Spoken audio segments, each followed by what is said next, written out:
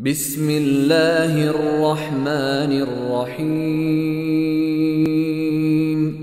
سبح اسم ربك الأعلى الذي خلق فسوى والذي قدر فهدى والذي أخرج المرعى فجعله غثاء أحوى سنقرئك فلا تنسى إلا ما شاء الله إنه يعلم الجهر وما يخفى ونيسرك لليسرى فذكر إن نفعت الذكرى سيذكر من يخشى ويتجنبها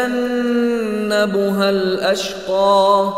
الذي يصلى النار الكبرى ثم لا يموت فيها ولا يحيا قد أفلح من